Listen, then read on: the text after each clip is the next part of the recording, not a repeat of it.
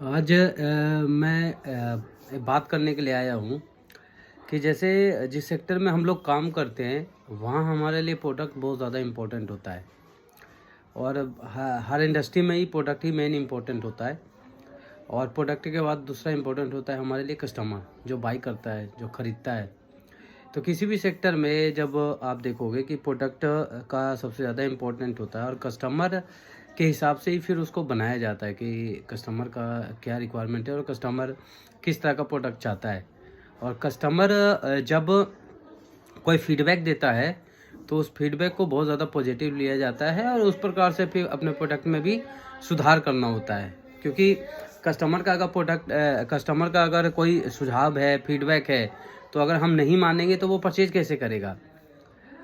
दूसरा क्या है, कस्टमर को हम हमेशा भगवान की नज़र से देखते हैं कि कस्टमर हमारे लिए भगवान है। ये कोई भी सेक्टर में आप जाओगे तो ये बात बोली जाती है। तो उसमें फिर ये भी होता है, ट्रेनिंग भी दी जाती है कि अगर कस्टमर आपको कुछ बोलता भी है तो उसमें कोई बुरा रिएक्ट नहीं करना है। अब आप सोचोगे कि अगर इस तरह से नहीं करेंगे तो हम मान के चलते हैं कि कस्टमर इससे टूटने लगता है और कस्टमर टूटेगा तो आपका दुकान बंद हो जाएगा, बिजनेस बंद हो जाएगा। अगर इसको कंटिन्यू करना है तो कस्टमर के हिसाब से अपने प्रोडक्ट को डिज़ाइन करना होगा और जो मार्केट का ट्रेंड है, जो करंट ट्रेंड चल रहा है, उस ट्रेंड के हिसाब से अपने प्रोडक्ट में सुधार करना होता है। अब आप कहोगे कि ये प्रोडक्ट के बारे में और इन सब चीज़ों के बारे में आपको क्यों बता रहा हूँ मैं।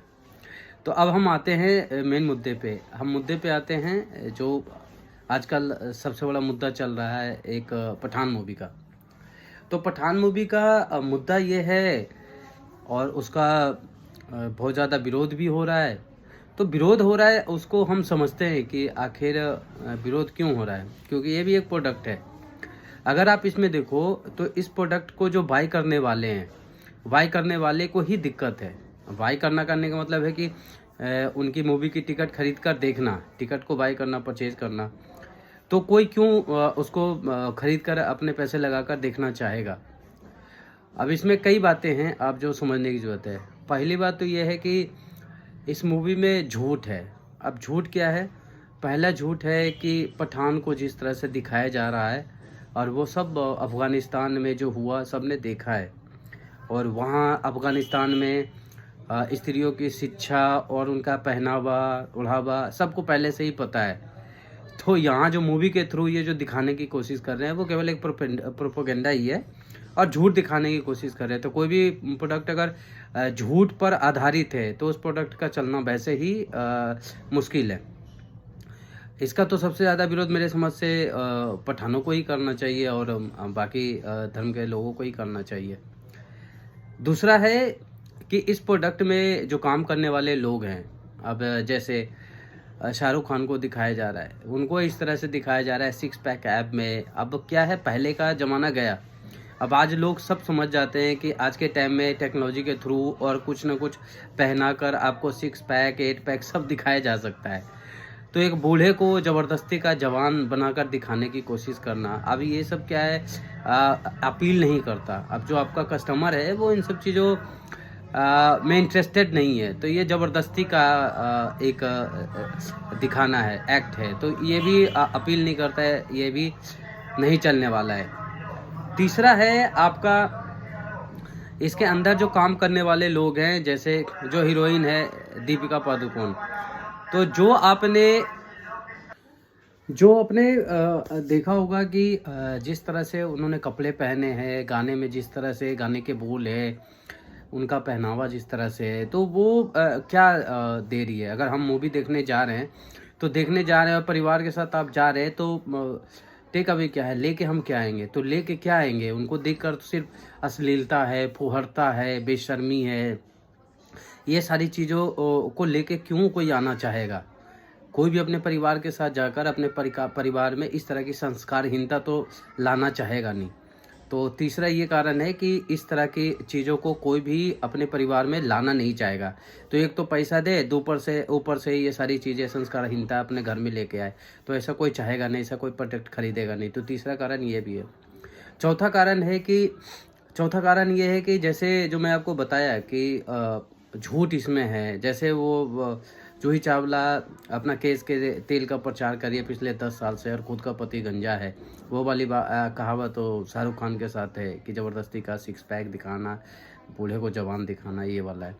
पाँचवा है कि जेएनयू में जिस तरह से टुकड़े टुकड़े और देश विरोधी नारे के साथ जब दीपिका पादुकोण जाती है, तो वो जब ऐसे लोगों का समर्थन करती है, तो कोई भी व्यक्ति इस तरह के लोगों को पैसे देकर उनको मजबूत नहीं बनाना चाहेगा कि भाई जो हमारे देश के विरोध में ही काम करे। तो पाँचवा तो ये बहुत बड़ा स्ट्रॉन्ग कारण है कि इस तरह के लोगों की मूवी तो बिल्कुल भी देखने नहीं जानी चाहिए। मैं तो बिल्कुल इन सब चीज़ों के खिलाफ रहूँगा कि इस तरह के लोगों को अगर हम देखने जाएं। अब इन सब चीज़ों में सीधा सा बात है कि ये प्रोडक्ट का जब पूरा हम एनालिसिस करते हैं तो पूरे सारे कारण दिखते हैं कि इस मूवी को देखने जाने का कोई एक भी कारण समझ में नहीं आता है। ऐसे में तो मेरे को लगता है कि भाई मैं तो हमेशा ही महीने में 2 मूवी तो देखता ही हूँ पूरे परिवार के साथ। तो हम 4 लोग तो इस तरह की वाहियात और फालतू मूवी को देखने नहीं जाएंगे, क्योंकि अब लोगों को लगेगा कि भाई अभी आप कैसे ये चीज़ बता सकते हो। देखो एक गाने से ही, ट्रेलर से ही बहुत कुछ समझ में आ जाता है कि इसके अंदर मूवी में होगा क्या। और इनका जो ट्रैक रिकॉर्ड रहा है पीछे का भी, वो ट्रैक रिकॉर्ड भी ऐसा ही रहा है। कोई ट्रैक रिकॉर्ड इनका बहुत अच्छा नहीं रहा है, तो पहले से एक्सपेक्टेड है। दूसरी बात, इनके पास कोई अपनी खुद की तो कहानी होती नहीं है, ये कहीं ना कहीं कॉपी ही करते हैं और वही घिसी पिटी चीज़ों को ही लेकर दिखाते रहते हैं। तो वैसे भी छठी अगर बात मैं करूं तो इनके पास कोई कंटेंट होता नहीं है, कोई आइडिया है नहीं इनके पास, कोई नयापन है नहीं। तो इन सब चीज़ों की कमी के कारण भी मूवी देखने का कोई कारण नहीं बनता। तो मैं तो किसी से अपील करूं ना करूं, लेकिन मैं अपनी खुद की बात करूं तो हम 4 लोग तो मूवी देखने नहीं जा रहे हैं। मैं 1000 रुपये का तो कम से कम उनको झटका दे रहा हूँ। बाकी लोग तो खुद अपना अपना डिसाइड करेंगे कि भाई क्या करना है नहीं करना है। अब है बहुत सारे लोग भाई जिनको लगता है कि भाई मुझे ये ले जाना चाहिए, अश्लीलता घर पे है, फुहड़ता, तो भाई वो जाकर देखेंगे। हम तो नहीं देखने वाले। हम अपने घर में इन सब चीज़ों को लाने के लिए इंटरेस्टेड नहीं है।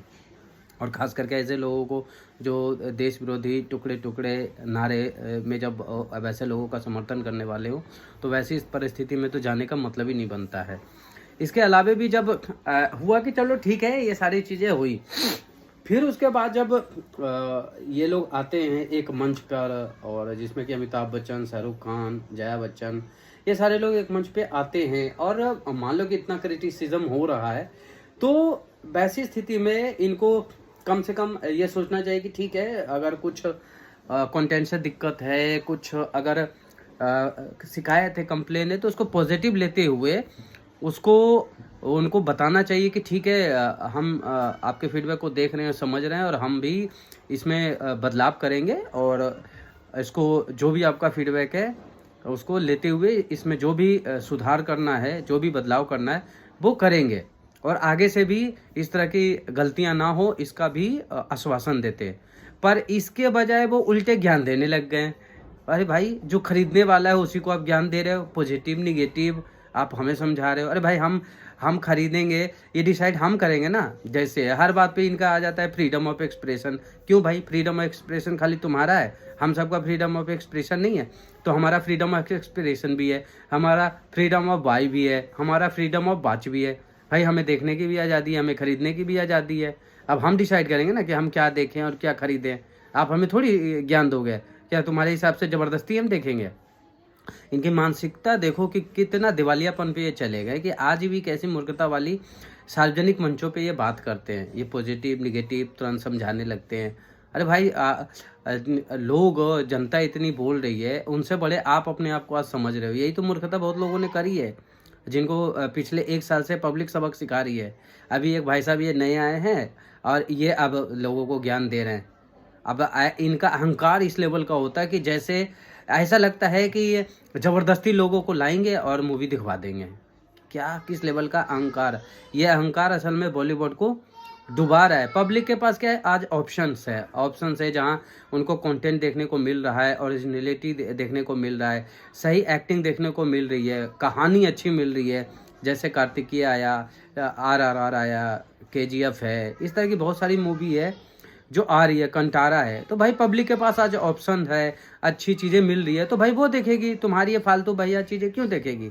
और सबके पास है। अब फ्रीडम ऑफ एक्सप्रेशन हमारा है, खाली तुम्हारा थोड़ी है साला। हर बात में बोलते हो फ्रीडम ऑफ एक्सप्रेशन है। सबसे ज़्यादा आज फ्रीडम ऑफ एक्सप्रेशन पूरे वर्ल्ड में अगर कहीं है तो वो है भारत में, जिस पे कि हमें गर्व है। पर तुम जैसे 2-4 लोग सार्वजनिक मंचों पे आकर हम सबों को तुरंत ज्ञान देने लग जाते हो कि यहाँ बोलने की आज़ादी नहीं है। बोलने की आज़ादी सबसे ज़्यादा है। असल में अब आपकी कोई क्रेडिबिलिटी है नहीं, आपका अब कोई जो आप वहाँ बोलते हो उसका कोई असर नहीं है। पब्लिक अब सीधे सीधे सारी चीज़ें समझ रही है कि आप सब कहीं ना कहीं एक एजेंडा के तहत काम कर रहे हो, और वो पब्लिक अब कहीं ना कहीं समझ रही है, आपके एजेंडे को समझ रही है।